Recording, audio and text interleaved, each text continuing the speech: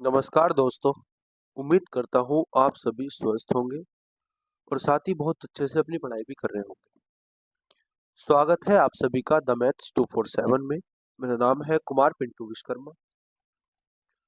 आज की इस वीडियो में हम अपना जो 3D मेंसुरेशन चल रहा है उसका पार्ट 2 करने जा रहे हैं। कल की क्लास में हमने जो 3D का चैप्टर शुरू किया था उसमें हमने दोस्तों क्यूब और क्यूबॉइड को बहुत अच्छे तरीके से पढ़ा था और उससे आए हुए प्रीवियस ईयर में जितने भी क्वेश्चन थे हमने उनको भी बहुत अच्छे से अपना टैकल किया था। सारे फॉर्मूले पहले मैंने आपको समझाए, फॉर्मूले क्यों किस तरह होते हैं वो भी मैंने आपको समझाया। उसके बाद मैंने उससे रिलेटेड आपको क्वेश्चन कराए। इसी तरीके से हम आज के इस सेशन को शुरू करेंगे और जितने भी हमारे टॉपिक हो, देखो जो 3D मेंसुरेशन है उसमें टॉपिक बहुत ज्यादा है। बहुत सारे टॉपिक आपको पढ़ने पड़ेंगे। बेलन पढ़ना पड़ेगा, फिर आपको खोखला बेलन के भी क्वेश्चन पढ़ने पड़ेंगे, शंकु पढ़ना पड़ेगा, छिन्नक पढ़ना पड़ेगा, गोला पढ़ना पड़ेगा, खोखला गोला, बहुत सारी चीजें हैं पढ़ने को। तो हो सकता है कि ये हमारा एक दो क्लास और लगे इसको खत्म होने में, क्योंकि मैं कोशिश करूंगा कि आपको इस तरीके से ये चैप्टर करा दूं जिससे आपको आने वाले एग्जाम में, चाहे आप किसी भी एग्जाम में बैठो, चाहे आप जीडी के एग्जाम में बैठो, आप यूपी पुलिस कांस्टेबल की जो भर्ती आएंगे उसके एग्जाम में बैठो, और मेनली आपका यूपीएसआई का तो है ही, इसमें बैठो तो आपको दिक्कत ना हो। किसी भी क्वेश्चन से, किसी भी टॉपिक से आपको दिक्कत ना हो, आप उनके क्वेश्चन को इजीली बना पाए। तो हम कोशिश करेंगे कि इस तरीके से अपने इन चैप्टरों को कर लें, क्योंकि हमारे पास टाइम है और एज सच हमारे पास इतने कोई चैप्टर रह नहीं गए। आपका 3D मेंसुरेशन हो जाएगा, 2D मेंसुरेशन मैंने आपको करा ही दिया है और एचसीएफ एलसीएम मैंने आपको करा दिया। कुछ चैप्टर अब आप हमारे रह जाएंगे और हम कोशिश करेंगे कि वो आप इस महीने के एंड तक, या कोशिश करेंगे कि जनवरी के पहले दिसंबर के पहले दूसरे सप्ताह तक अपना ये सिलेबस कंप्लीट कर लें। तो हम उसी तरीके से चलेंगे दोस्तों। और आज की जो क्लास है हमारी वो सिलेंडर पर रहने वाली है। शुरुआत सिलेंडर से करेंगे, आगे शंकु, और इसी तरीके से चलते जाएंगे। तो शुरुआत करते हैं बिना किसी देरी के। और आप लोग पीडीएफ के लिए बोल रहे थे, तो इसकी पीडीएफ जो आपको मिलेगी दोस्तों वो इस चैप्टर को खत्म होने के बाद मिलेगी, क्योंकि ये पूरी पीडीएफ जो है मैंने एक ही कंबाइंड पीडीएफ बनाई हुई है। तो इसी पर ही जो आगे के क्वेश्चन है वो हम कर रहे हैं। देखो, आपने कल हमने कहाँ तक किया था, यहाँ तक कर लिया था, तो आगे के आज हम करेंगे। और जैसे ही हमारा चैप्टर खत्म होगा टेलीग्राम चैनल पे इसकी पीडीएफ आपको डलवा दी जाएगी। टेलीग्राम चैनल का जो नाम है आप एक बार नोट कर लीजिए, और मैं डिस्क्रिप्शन बॉक्स में भी उसका लिंक डलवा दिया जाएगा। टेलीग्राम चैनल का नाम है मैथ्स 247। ठीक है, हमारे यूट्यूब चैनल के नाम पर ही टेलीग्राम का नाम है। आप यहाँ से इससे ऐड हो सकते हैं और जितनी भी पीडीएफ है, जितनी भी क्लास की पीडीएफ होती है वहाँ पे आपको मिल जाती है।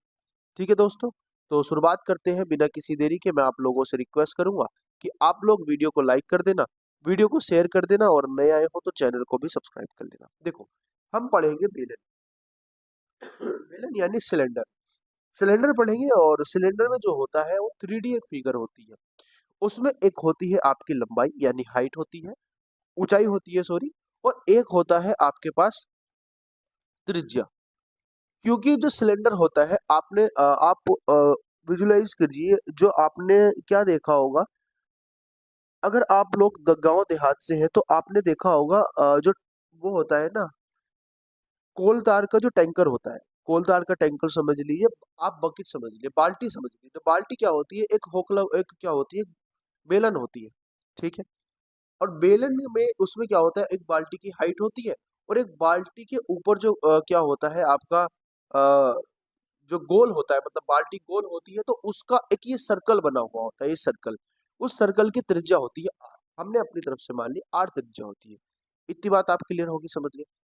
अब हम क्या करते हैं, हम इसके फॉर्मूले लिख लेते हैं। देखो, सबसे पहले बात होती है बेलन के वॉल्यूम यानी कि उसके आयतन की। वॉल्यूम को हम बी से डिनोट करते हैं, और इसका आयतन क्या होता है पहले हम बात करते हैं उसकी। तो आयतन जो होता है बेलन का वो होता है दोस्तों पाई। वो होता है pi are square into H होता है। उसके बाद हम बात करते हैं बेलन के, उसके बाद हम बात करते हैं दोस्तों बेलन के बक पृष्ठ क्षेत्रफल की। बक पृष्ठ क्षेत्रफल क्या होता है, curved surface area. Curved surface area की यानी कि बक पृष्ठ क्षेत्रफल की हम बात करते हैं। तो बकप्रस्थ क्षेत्रफल जो होता है दोस्तों वो होता है आपके पास इसका 2 पाई RH, ठीक है। अब हमें चाहिए इसका टोटल सरफेस एरिया। तो टोटल सरफेस एरिया क्या होता है? टोटल सरफेस एरिया की बात करते हैं, टोटल सरफेस एरिया। तो टोटल सरफेस एरिया क्या होता है? टोटल सरफेस एरिया है दोस्तों 2 पाई R into H plus R, 2 पाई R into H plus R। इतनी बात आप अच्छे से समझ गए होंगे। तो आपको तीन फॉर्मूले इसमें बेलन वाले चैप्टर में रखने हैं तैयार क्या? एक तो आपके जो ये हाइट होती है तो आपको पता है, ये आपके पास रेडियस होती है ये भी आपको पता है। यहाँ पे आपको रखने हैं तीन फॉर्मूले। एक आपका फॉर्मूला रखना है बेलन के आयतन का, उसका रखना है बकप्रस्थ क्षेत्रफल का, उसके बाद रखना है आपके टोटल सरफेस एरिया। तो ये तीन फॉर्मूले होते हैं, इन्हीं तीन फॉर्मूले से हम अपने आगे के क्वेश्चन कर पाएंगे अच्छे से।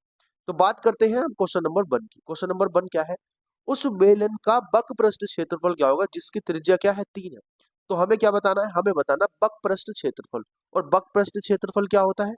आपको भी मैंने बताया था, बकप्रस्थ क्षेत्रफल होता है 2 पाई RH। ठीक है, इतनी बात समझ में आ गई। तो आप वैल्यू रख दीजिए, 2 गुणा पाई की वैल्यू क्या होती है 22/7। उसके बाद जो आर की वैल्यू दी हुई है वो दी हुई है दोस्तों 3, और एच की वैल्यू दी हुई है दोस्तों 14। 7 से काट देंगे 2 बार, और 2 दूनी 4 या 12, 12 दूनी 24 का 4 हो जाएगा, 12 दूनी 24 और 2 26 हो जाएगा। यानी 264 आपके पास क्या आ जाएगा? 264 आपके पास इसका सेंटीमीटर स्क्वायर आपके पास इसका आंसर आ जाएगा, यानी कि डी ऑप्शन आपका उत्तर हो जाएगा। अगले क्वेश्चन, हाँ जी, बात करते हैं क्वेश्चन नंबर 12 की। और क्वेश्चन नंबर 12 क्या कहना चाह रहे हैं इसको ध्यान से समझिए। दो बेलनों ए और बी के व्यास 4:1 के अनुपात में है। यदि बेलन एक का यदि बेलन ए का पार्श्व पृष्ठीय क्षेत्रफल बेलन बी के 2 गुना है तो उसके आयतन का अनुपात ज्ञात करना। आपको क्या होगा? उसके आयतन का अनुपात। ठीक है, इतनी बात समझ पा रहे हो? अच्छा, अब आप मुझे एक बात बताइए, जो रेडियस होती है, जो व्यास है, व्यास का अनुपात क्या दे रखा है? 4:1।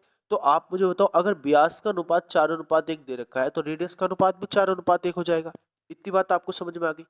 तो रेडियस अगर मैं बात करता हूँ, रेडियस आर ए की, यानी कि नंबर 1 जो हमारे पास बेलन है उसकी रेडियस की अगर मैं बात करता हूँ, देखो इस तरीके से हम कर लेते हैं, R A upon R B.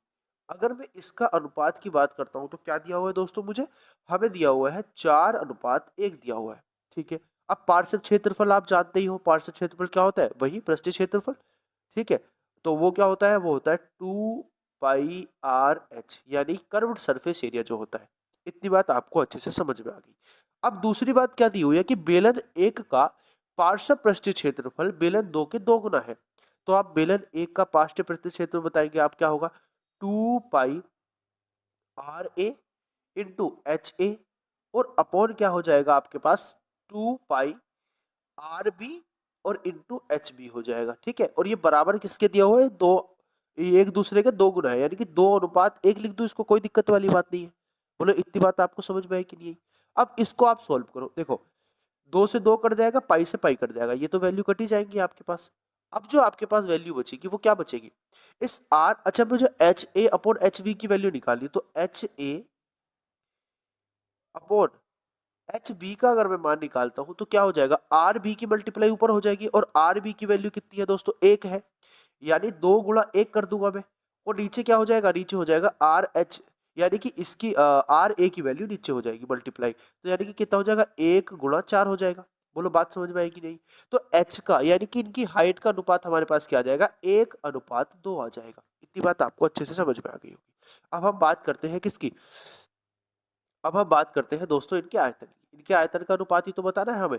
इनके आयतन का अनुपात बता दीजिए आप, क्या होता है? पाई RA का होल स्क्वायर, सॉरी RA का square into HA upon pi RB square into HB, और ये बराबर क्या हो जाएगा? देखो पाई से पाई कट जाएगा, RA और RB की वैल्यू रख देंगे आप यहाँ पे, क्या आ जाएगा बोलो भाई? RA अपॉन RB का होल स्क्वायर रख दो आप यहाँ पे, और इंटू कर दो HA अपॉन HB का।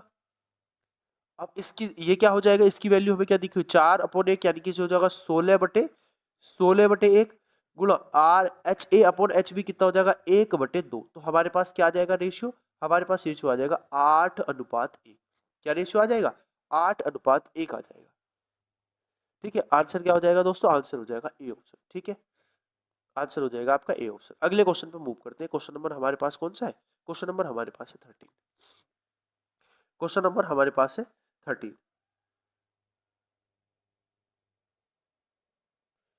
ठीक है, क्वेश्चन नंबर 13 की बात करते हैं। क्वेश्चन एक बार पढ़ेंगे, उसके बाद करने की कोशिश करेंगे। क्वेश्चन क्या दिया हुआ है दोस्तों, क्वेश्चन दिया हुआ है उस बेलन का आयतन ज्ञात कीजिए जिसकी त्रिज्या 42 है और ऊंचाई 19 सेंटीमीटर। बहुत आसान क्वेश्चन है। ठीक है, बहुत ही हमारा आसान क्वेश्चन है। देखो आपको उसका आयतन बताना है, तो आयतन क्या हो जाएगा, आप आयतन को तो जानते ही होंगे। आयतन क्या होता है, बेलन का आयतन होता है पाई आर स्क्वायर एच होता है। अब पाई की वैल्यू हमारे पास पता ही है 22/7 गुणा आर की वैल्यू कितनी दी हुई है 42, तो 42 से मल्टीप्लाई कर देंगे। एच कितना दिया हुआ है दोस्तों 19, तो 19 से मल्टीप्लाई कर देंगे। 7 से इसको डिवाइड कर देंगे, 6 बार चला जाएगा। 19 संख्या कितने होते हैं बोलो, 19 छक्का 114, तो 22 की मल्टीप्लाई हमें किससे करनी पड़ेगी 114 से करनी पड़ेगी। आप मल्टीप्लाई कर दो, 22 चौक 88 का 8 हो जाएगा। ठीक है, 22 चौक 88 का क्या हो जाएगा 8 हो जाएगा। हाँ ठीक है, 9 4 दूनी 8, ये तो सही है ना। ओ सॉरी सॉरी सॉरी, यहाँ पे हमसे एक गलती हुई दोस्तों। हमें क्या करना है, हमें 42 की 42 स्क्वायर होना है ना, आर स्क्वायर हो, तो 42 की मल्टीप्लाई एक बार और करनी पड़ेगी। मल्टीप्लाई 19 अब आएगा। अब आप इसको सोल्व करो, देखो 22 गुणा 114 गुणा कितना हो जाएगा 42 हो जाएगा। आप जब इसको मल्टीप्लाई करोगे तो क्या आएगा, या तो आप डिजिटल सम लगा लीजिए या आप यूनिट डिजिट से कर लीजिए। यूनिट डिजिट तो सबकी सेम ही है, तो यूनिट डिजिट तो कर ही नहीं सकते। ठीक है, 10 डिजिट भी सेम है और 100 डिजिट भी सेम है, तो हम क्या करेंगे, इसको डिजिटल सम लगाएंगे और डिजिटल सम लगा के आंसर आ जाएगा हमारे पास कितना, आंसर आ जाएगा हमारे पास 1,05,336। 1,05,336, यानी हमारे पास आंसर आ जाएगा डी ऑप्शन। बात समझ में आ गई। अगले क्वेश्चन पे मूव करते हैं। क्वेश्चन नंबर हमारे पास है 14। 14 नंबर देखो, उस बेलन का आयतन ज्ञात कीजिए जिसकी त्रिज्या 28 और ऊंचाई 15 22। ओके ओके ओके, ये थोड़ा सा क्वेश्चन जो है गड़बड़ा गया हमारा। यहाँ पे आयतन बताना है और ये 22 नहीं है। यहाँ पे हमें बताना है कि पाई का प्रयोग हमें क्या करना है 22/7 लेना है। ये क्वेश्चन है आपके पास। ठीक है, तो आप सिंपल है, आप इसमें फॉर्मूला लगाओ। क्या होता है, pi are square into H होता है। पाई की वैल्यू कितनी है दोस्तों 22/7। आर की वैल्यू कितनी है 28 गुणा 28 गुणा एच की वैल्यू कितनी है 15 है। ठीक है, 7 से काट देंगे 4 बार, 15 चौका 60 हो जाएगा और 6 दूनी 12 का 2, 6 दूनी 12 और 1 13, ये हो जाएगा। और इसकी मल्टीप्लाई आपको करनी है 28 से। ठीक है, जब इसकी मल्टीप्लाई आप 28 से करोगे तो क्या आंसर आएगा बोलो, आपके पास आंसर बनेगा दोस्तों, आपके पास आंसर बनेगा 36,960। 36,960 आपके पास आंसर हो जाएगा, यानी आंसर हो जाएगा आपके पास डी ऑप्शन। बोलो बात समझ में आई। अगले क्वेश्चन पे चलते हैं। क्वेश्चन नंबर हमारे पास है कौन सा, क्वेश्चन नंबर 15। ये आए हुए क्वेश्चन है सारे जो मैंने आपके लिए रखे हैं। क्वेश्चन क्या है 15, जब एक बेलन को उसकी ऊंचाई के समानांतर तथा केंद्र से गुजरने वाली समतल द्वारा काटा जाता है तो उसके अनुप्रस्थ काट का आकार ज्ञात कीजिए, क्या होगा। तो सिंपल है, बहुत ही सिंपल है, आयताकार हो जाएगा। कैसे, देखो बताता हूं। सॉरी दोस्तों, ये हमारे पास एक बेलन हो गया। ठीक है, ये हमारे पास क्या हो गया, एक बेलन हो गया दोस्तों, और ये हमारे पास एक बेलन हो गया। ठीक है, इसको किस तरीके से काटना है, इसको काटना है कैसे, इसकी ऊंचाई के समानांतर, इसकी ऊंचाई के समानांतर केंद्र से गुजरने वाले समतल द्वारा। अब मुझे एक बात बताओ, अगर मैं, आप एक बात बताओ मुझे, अगर आपके पास कोई बाल्टी या कोई आपके पास वो हो, कुछ भी हो आपके पास, वो गोलाकार की आपके पास कोई बोतल हो, आप अगर इस तरीके से इसको काट दोगे, यहाँ से बीच से काट दोगे दोस्तों, तो ये इधर को फैल जाएगा और ये बाद वाला उधर फैल जाएगा, ये इधर फैल जाएगा और ये उधर फैल जाएगा। तो आप मुझे बताओ क्या ये इस तरीके की आकृति नहीं बन जाएगी। ये इस तरीके की आकृति बन जाएगी। तो ये क्या बन जाएगा, ये बन जाएगा हमारा आयताकार। तो आंसर क्या हो जाएगा, आंसर हो जाएगा ए ऑप्शन।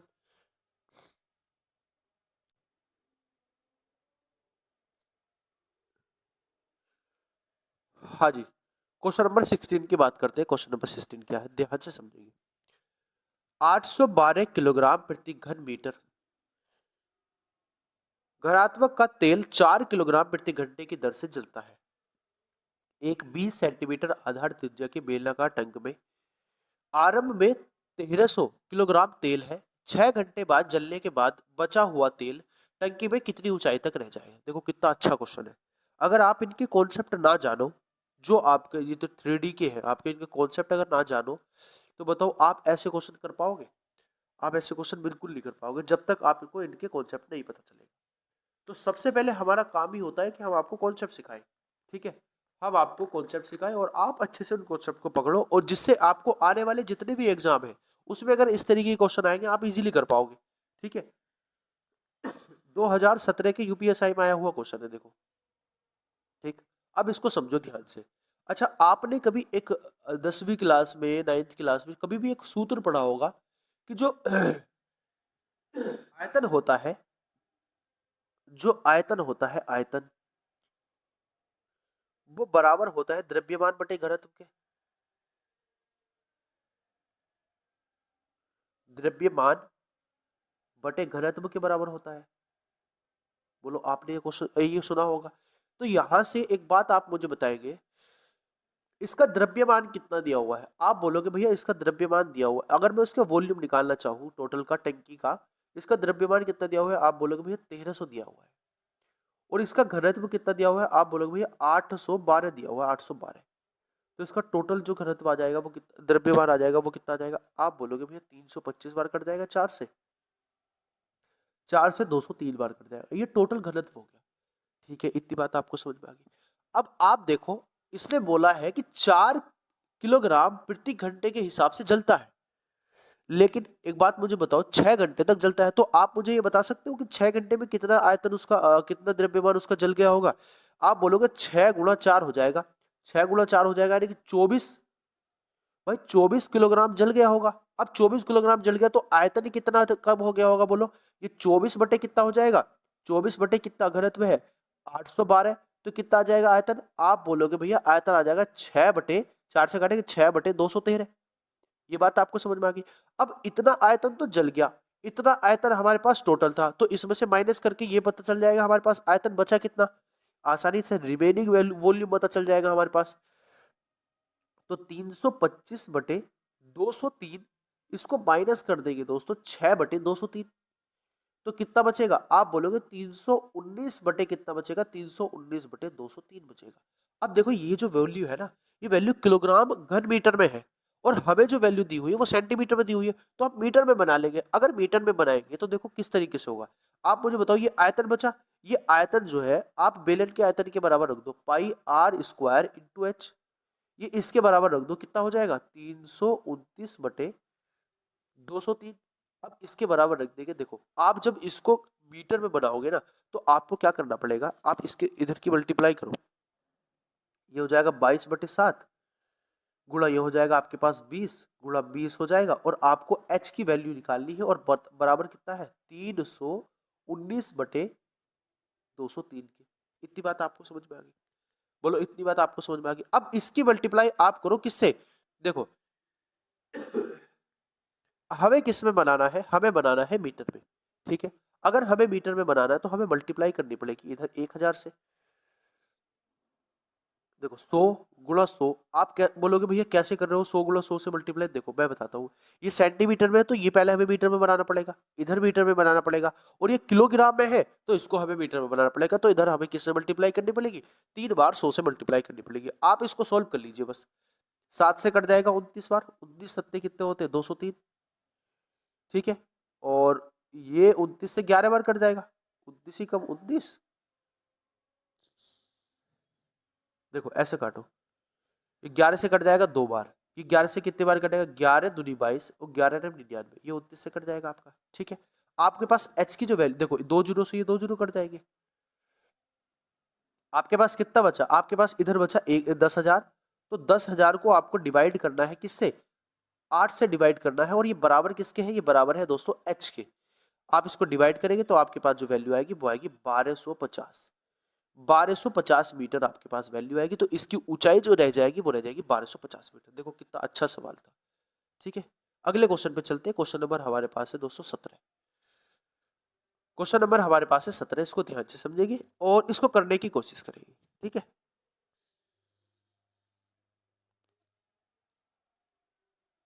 देखो समझो क्वेश्चन को। क्वेश्चन क्या दिया हुआ है, क्वेश्चन नंबर 17 हमें दिया क्या हुआ है, आप इसको एक बार पढ़ो और इसको करने की कोशिश करो। ये जो क्वेश्चन है ना, ये हमारे पास जो दिया हुआ है दोस्तों, खोखले गोले का दिया हुआ है। ये खोखले बेलन का दिया हुआ है। ठीक है, खोखले बेलन पे चलते हैं, कोई दिक्कत नहीं है। देखो खोखला बेलन मैं आपको एक बार बना के बता देता हूँ कैसे बनता है। खोखला बेलन कैसे बनता है आपको पता होगा। ये बेलन हमारा, ये इस तरीके से बेलन हो गया। ठीक है,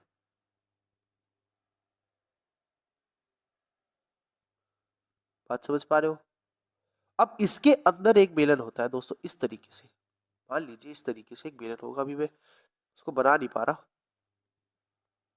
नए पेन से बनाते हैं। देखो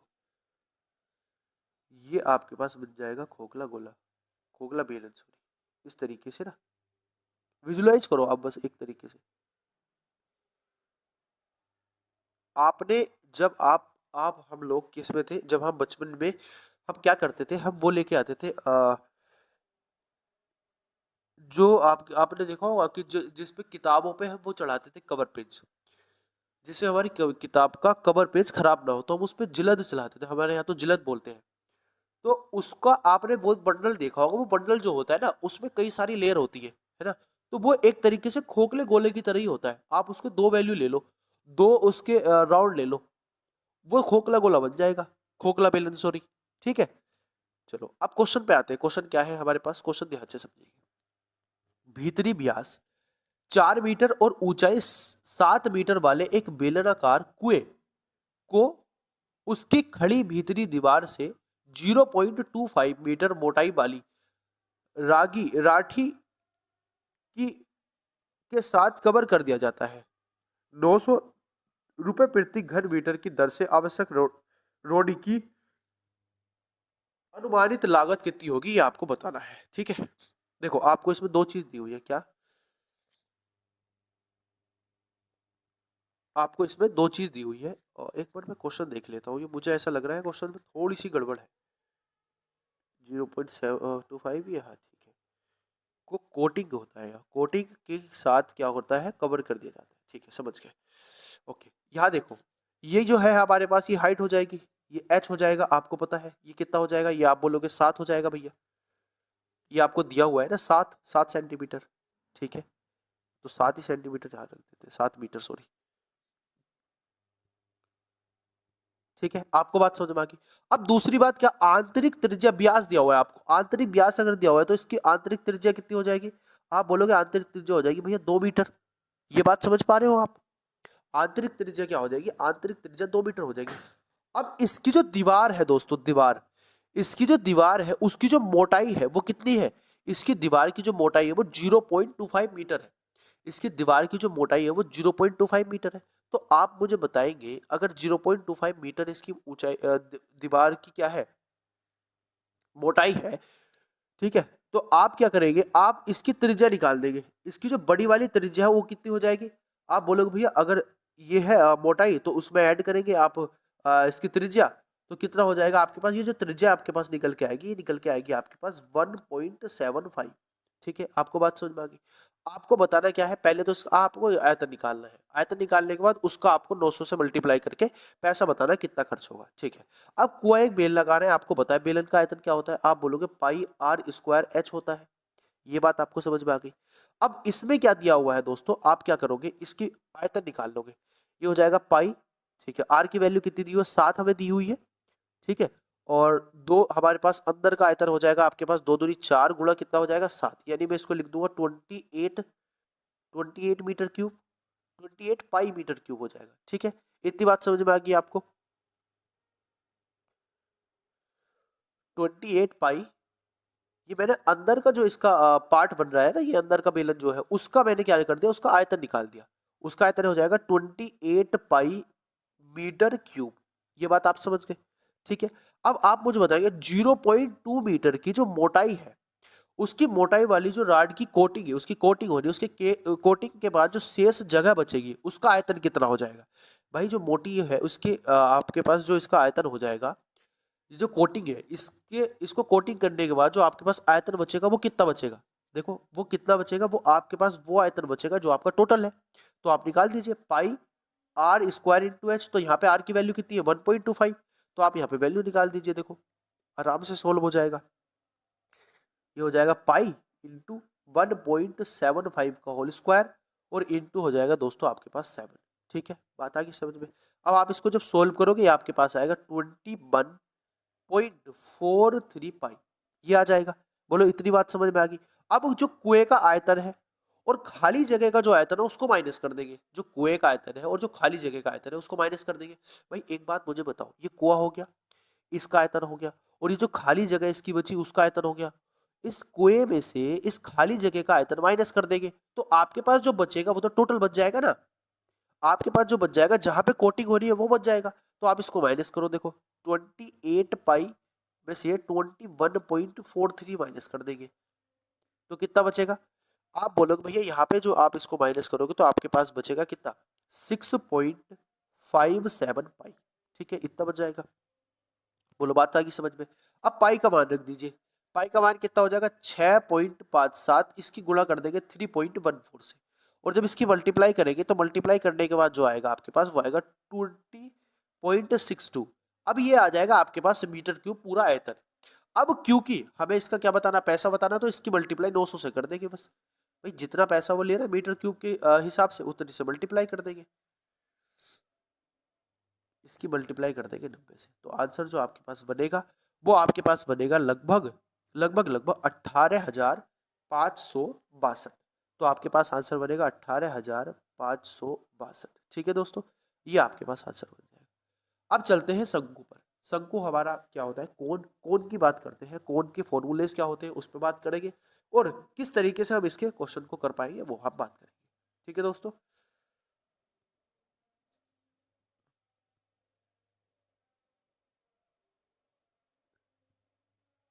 हाँ जी, बात करते हैं कोण की।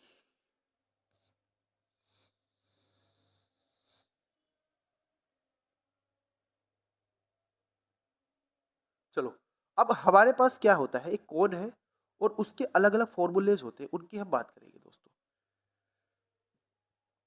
आपने देखा होगा, आपने कभी जब बर्थडे कैप पहना होगा वो क्या होता है, वो कोन की तरह होता है। आपने जो ये आइसक्रीम होती है, एक कोन की आइसक्रीम आती है ना कि वो कोन की ही शेप की होती है, आपने वो भी देखा होगा। तो आपको ये तो अंदाजा है कि कोन होता कैसा है। अगर आपको अंदाजा नहीं है तो मैं एक बार आपको कोन बना के दिखा देता हूँ। ये आपके पास कोन होता है दोस्तों इस तरीके से। ठीक है, ये होता है आपके पास एक कोन। हमसे बन नहीं पा रहा।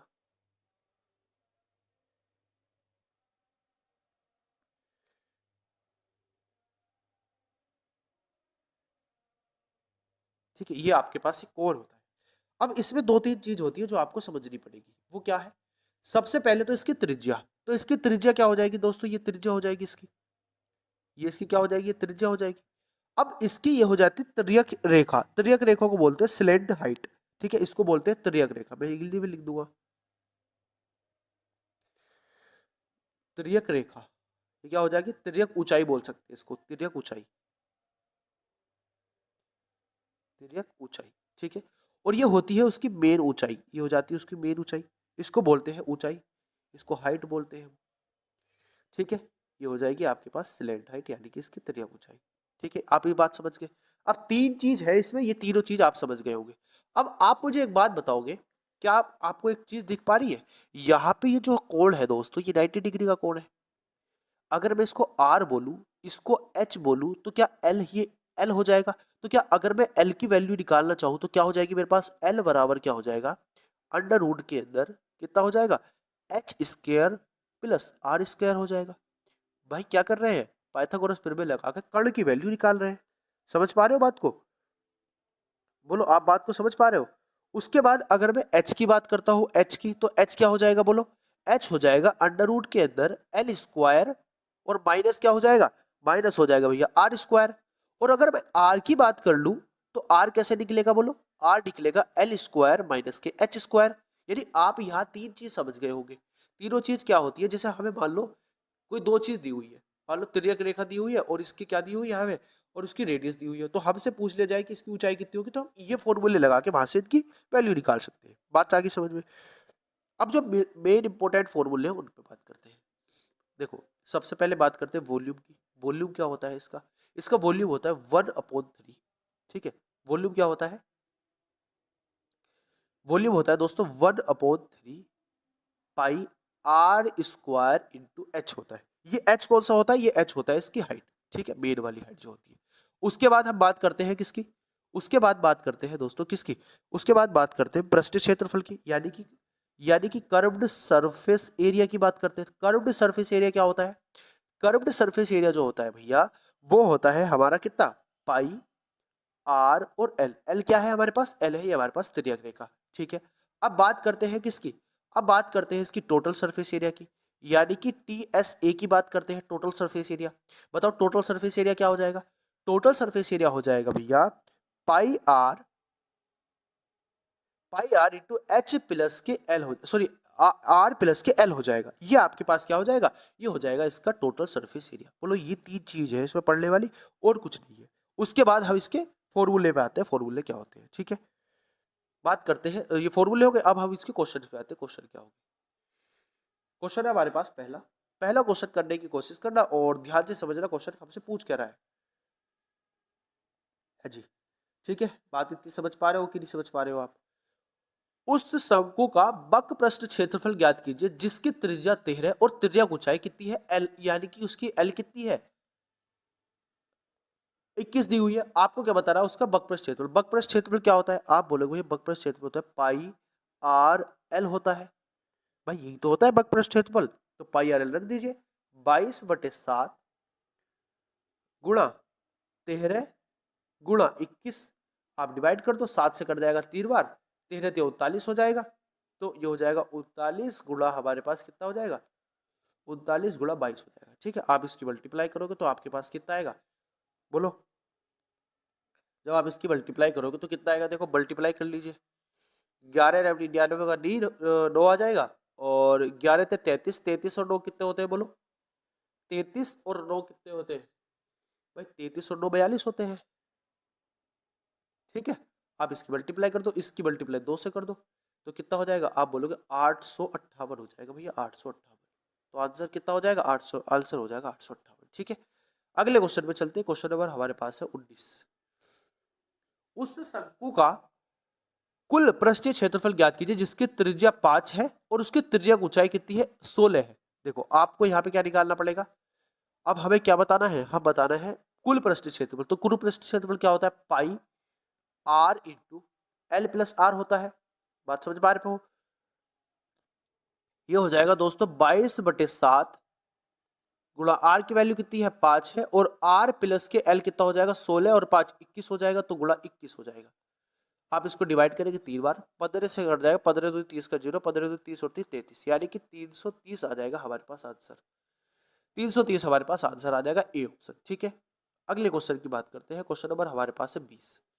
एक सर्कवाकार तब्बू के आधार की त्रिज्या 8 मीटर है और इसकी ऊंचाई 15 मीटर है। यदि इसकी इसकी लागत 54 पाई रुपए प्रति मीटर है, तो इसके बनाने के लिए आवश्यक सामग्री की जरूरत बतानी क्या होगी?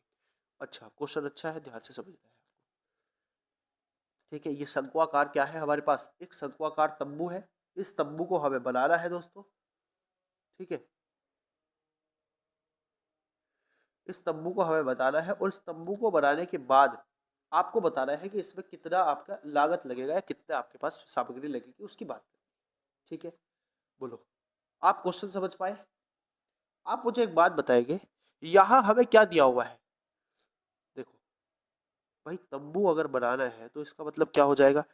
इसका मतलब हो जाएगा इसकी जो सामग्री इसमें लगेगी वो उसके पाई आर एल यानी कि वक्रपृष्ठ क्षेत्रफल के बराबर लगेगी। भाई तंबू बनाना तो उसके चारों तरफ की क्षेत्रफल तो बतानी पड़ेगी, तो हमें बताना है पाई आर एल। अब इसकी ऊंचाई दी हुई है 15 और इसकी क्या हाइट त्रिज्या दी हुई है 8। तो आप सबसे पहले निकालेंगे इसकी त्रियक लेखा, त्रियक ऊंचाई क्या हो जाएगी, एल बराबर हो जाएगा अंडर रूट के अंदर कितना 8 का स्क्वायर 64 प्लस और ये 15 का स्क्वायर 225। तो आपके पास ये वैल्यू कितनी निकल के आ जाएगी बोलो, ये 289 हो जाएगा। 289 17 का स्क्वायर होता है, तो यानी कि एल की वैल्यू आ जाएगी आपके पास 17। समझ पाए बात को कि नहीं समझ पाए बोलो। अब दूसरी बात क्या करना है, हमें इसका क्या निकाल देना, हमें इसका क्षेत्रफल निकाल देना, पाई इंटू और आर क्या है, आर हमारे पास 8 है गुणा और हमारे पास एल कितना है, एल है हमारे पास 17। ठीक है, अब क्योंकि पाई में ही आंसर दिया हुआ है तो एक पाई बराबर एक जो 54 पाई रुपए 54 रुपए हमें बताना है 54 पाई प्रति मीटर के हिसाब से। तो इसकी मल्टीप्लाई किससे कर देंगे आप, इसकी मल्टीप्लाई आप कर देंगे दोस्तों। देखो 18 सत्ते कितने होते, 136 होते, तो 136 आपके पास आ जाएगा। अब इसकी मल्टीप्लाई आप 54 से कर देंगे तो आपके पास आंसर आ जाएगा कितना, आपके पास आंसर आ जाएगा 7344। ठीक है, 7344 आपके पास सही उत्तर हो जाएगा, यानी कि बी ऑप्शन आपके पास सही उत्तर हो जाएगा। अगले क्वेश्चन की बात करते हैं, क्वेश्चन नंबर हमारे पास है 21। ठीक है, क्वेश्चन नंबर 21 है, उसको समझे। एक शंक्वाकार बर्तन की त्रिज्या 21 सेंटीमीटर और त्रिज्या ऊंचाई 25 सेंटीमीटर, यदि बर्तन के वक्रीय भाग को सफेद रंग से पेंट करना है तो आपको 1.5 प्रति मीटर स्क्वायर की दर से पेंटिंग लागत बतानी, कितने रुपए खर्च होंगे ये बताना। आसान है भाई, वक्रीय भाग को क्षेत्रफल करो तो यानी कि वक्रपृष्ठ क्षेत्रफल निकाल दीजिए। पाई आर एल तो कितना हो जाएगा 22/7 गुणा आर की वैल्यू कितनी है 21 है और आपके पास एल की वैल्यू कितनी है, एल की वैल्यू है 25। ठीक है, इससे कट जाएगा कितने बार, 3 बार कट जाएगा, ये हो जाएगा 66 गुणा कितना हो जाएगा 25। अरे बोलो 66 गुणा 25 हो जाएगा और इसकी मल्टीप्लाई आपको करनी है 1.5 से। 66 गुणा 25 गुणा 1.5 से इसकी मल्टीप्लाई कर देनी है। तो जब आप इसकी मल्टीप्लाई करोगे तो सबसे पहले आप इसकी मल्टीप्लाई करोगे तो कितना आएगा आंसर, जब मैं इसकी मल्टीप्लाई करूंगा तो ये मेरे पास कितना हो जाएगा बोलो, ये हो जाएगा मेरे पास ये हो जाएगा मेरे पास दोस्तों 99 गुणा 25। अब इसका मल्टीप्लाई करने के बाद जो आंसर आएगा दोस्तों वो कितना आएगा, वो आपके पास आ जाएगा 2475। देखो अगर ये 100 होता तो 2500 आता, तो 2500 के आसपास आंसर कितना है हमारे पास, 2500 के आसपास हमारे पास आंसर एक ही है, वो है हमारे पास ए ऑप्शन। ठीक है, बात समझ पा रहे हो कि नहीं समझ पा रहे हो। अगले क्वेश्चन की बात करते हैं, यदि एक शंकु के आधार की त्रिज्या और त्रिज्या ऊंचाई क्रम से 6 सेंटीमीटर और 10 सेंटीमीटर है तो शंकु का आयतन कितना हो जाएगा। ठीक है, त्रिज्या ऊंचाई कितनी दे रखी है 10 और त्रिज्या कितनी दे रखी है 6, तो हमारे पास h की वैल्यू चाहिए। तो h बराबर क्या होता है, मैंने अभी आपको बताया था under root L square minus के आर स्क्वायर हो जाएगा, यानी कि 10 का स्क्वायर कितना हो जाएगा 100 और 100 में से माइनस कर देंगे 6 का स्क्वायर यानी कि 36। तो अंडर रूट के अंदर जो निकल के आएगा वो 64 निकल के आएगा और आंसर ये किसका हो जाएगा, ये हो जाएगा 8। भाई 64 इसका स्क्वायर होता है 8 का, यानी कि h जो आ जाएगा वो हमारे पास 8 आ जाएगा।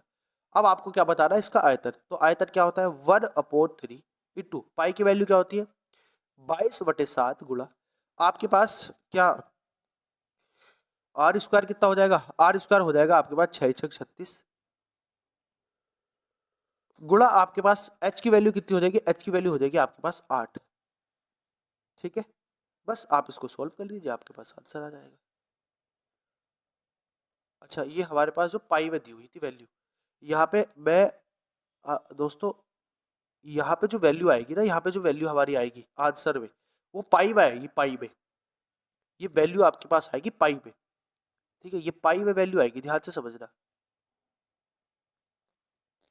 ठीक है, तो आपको क्या करना है, अब आपको सीधी सी मल्टीप्लाई कर देनी है, बस किसकी मल्टीप्लाई कर देनी है 1/3 इंटू पाई, आर की वैल्यू कितनी है 6 है, 6×6 = 36 हो जाएगा, मल्टीप्लाई एच की वैल्यू कितनी 8 है, ये कट जाएगा 12 बार और 12 अट्ठे कितने होते हैं 96, यानी कि 96 पाई आपके पास आंसर आ जाएगा। 96 पाई आपके पास आंसर आ जाएगा बी ऑप्शन। ठीक है, बात आगे समझ में। अगले क्वेश्चन की बात करते हैं, क्वेश्चन नंबर हमारे पास है 23। दो लंबवृत्तीय शंकु की ऊंचाई का अनुपात 1:5 है और उनके आधार की त्रिज्या का अनुपात 5:3 है, इनके आयतन क्या अनुपात आपको बताना क्या होगा। इनके आयतन का अनुपात आपको बताना क्या होगा। बोलो, आप बता सकते हो उसको? बोलो, आप बता सकते हो? आप बोलो भैया हाँ, आसानी से बता सकते हैं, क्या दिक्कत है इसमें? देखो भाई, ऊंचाई का जो उसने लंब रखती है उस अंकों की ऊंचाई जो दे रखी है उसका अनुपात कितना है, मैं मान लेता हूँ h1 और अपोन h2 बराबर कितना है, आप बोलोगे 1/5 है। इतनी बात समझ में आ गई। अब इसकी परिधि जो हो जाएगी दोस्तों, सरकमफेरेंस जो इसकी हो जाएगी, जो इसकी सरकमफेरेंस का रेशियो होगा वही उसका रेडियस का रेशियो हो जाएगा। भाई सरकमफेरेंस का रेशियो और रेडियस का रेशियो सेम होता है, क्योंकि सरकमफेरेंस क्या होती है 2πr। तो इसमें भी तो कांस्टेंट वैल्यू के साथ r आ रहा है, तो कांस्टेंट वैल्यू को हटा देंगे तो रेशियो जो r का हो जाएगा वही सरकमफेरेंस का था। तो कितना हो जाएगा, r1/r2 बराबर कितना हो जाएगा, आप बोलोगे 5/3 हो जाएगा भैया। ये बात आपको समझ में आ गई। अब वॉल्यूम का रेशियो बताना है भाई, वॉल्यूम कितना होता है, बोलो वॉल्यूम का रेशियो बताना है बस, V1/V2 बताना है। वॉल्यूम कितना होता है, π1/3 πr²h और बटे यहाँ पे 1 कर देंगे और ये हो जाएगा 1/3 πr²h, ये हो जाएगा। तो 1/3 से 1/3, पाई से पाई कट जाएगा। अब इसका फॉर्मूला आप बता दीजिए। देखो R1 और R2 की वैल्यू कितनी है 5, तो इसको मैं लिख दूंगा 5/3 का होल स्क्वायर और इंटू ये हो जाएगा 1/5। तो कितना आ जाएगा, 5×5 = 25 और 25/9 हो जाएगा गुणा 1/5 हो जाएगा। तो इसको डिवाइड करें कितना आएगा, बोलो 5:9 आएगा, 5:9। तो आंसर क्या हो जाएगा, आंसर हो जाएगा भैया सी ऑप्शन। ठीक है, बात आगे समझ में आपको क्लियर आ गई। अगले क्वेश्चन की बात करते हैं। क्वेश्चन नंबर हमारे पास है 24 नंबर क्वेश्चन की बात करते हैं। 24 नंबर क्वेश्चन क्या है, दो शंकु की त्रिज्या का अनुपात 2:5 है, उनके आयतन का अनुपात 3:5 है, उनकी ऊंचाई का अनुपात बताना। बिल्कुल सेम क्वेश्चन है अभी जो हमने करा भाई। R1/R2 का जो रेशियो हमें दिया हुआ है वो कितना दिया हुआ है, 2/3 दिया हुआ है। ठीक है, और आपको वॉल्यूम का रेशियो V1/V2 बराबर कितना दिया हुआ है, आप बोलोगे 3/5 दिया हुआ है। तो आप इसको बराबर रख दीजिए, बस यहाँ वॉल्यूम की वैल्यू रख दीजिए 1/3 पाई R1 का स्क्वायर इंटू H1 अपॉन 1/3 पाई R2 का स्क्वायर इंटू H2। ठीक है, और बराबर किसके है, 3/5 के बराबर है। यहाँ पे वैल्यू रख दीजिए बस। देखो ये 1/3 पाई से 1/3 पाई कट जाएगा और यहाँ पे मैं इसको ऐसे लिख सकता हूँ। इसको अगर मैं H1/H2 की वैल्यू हमें निकालनी है तो ये को R2 का स्क्वायर ऊपर पहुंच जाएगा, यानी कि 3/5 जो बराबर इंटू हो जाएगा आपके पास R1/R2 कितना है 2/5, तो इसका स्क्वायर करूंगा 4/25 हो जाएगा। अब ये इधर जाके उल्टा हो जाएगा, यानी कि 25/4 हो जाएगा। ठीक है, तो ये 5 से कट जाएगा 5 बार, ये हो जाएगा आपके पास 15/4। 15/4 आपके पास आ जाएगा इसकी हाइट। ठीक है, तो ऑप्शन क्या हो जाएगा, ऑप्शन हो जाएगा ए ऑप्शन। ठीक है, बात आ गई समझ में। अब जो हम बात करेंगे, अब बात करेंगे छीनक की, वो बात करेंगे दोस्तों कल की क्लास में। ठीक है, आज हमने बेलर कर लिया और जो खोखला बेलर था उसके भी हमने कुछ क्वेश्चन देख लिए। एक क्वेश्चन था हालांकि, उसको भी हमने कर लिया। अब जो हम बात शंकु हमने कर लिया, उसके बाद हम बात करेंगे छीनक की। छीनक भी किससे बनकर बनता है, ये भी दोस्तों आपका एक तरीके से शंकु का ही आकार होता है। ठीक है, हम कल इसको पढ़ेंगे और कल की क्लास में इसको पढ़ेगा, कल को नहीं पढ़ने, नेक्स्ट क्लास में, मतलब जब भी अब हमारी नेक्स्ट कॉन्सेप्ट वाली क्लास होगी उसमें इसको पढ़ेंगे। ठीक है, तो कैसी लगी आपको क्लास दोस्तों, कमेंट करके जरूर बताना है। और आप टेलीग्राम चैनल से जुड़ जाना, ये टेलीग्राम चैनल का हमारा नाम है और यहाँ से आपको पीडीएफ मिल जाएगी, लेकिन इसकी जो पीडीएफ आपको मिलेगी वो कंप्लीट होने के बाद मिलेगी। ठीक है, तो मिलते हैं अपनी नेक्स्ट वीडियो में, तब तक के लिए जय हिंद, वंदे मातरम, भारत माता की जय।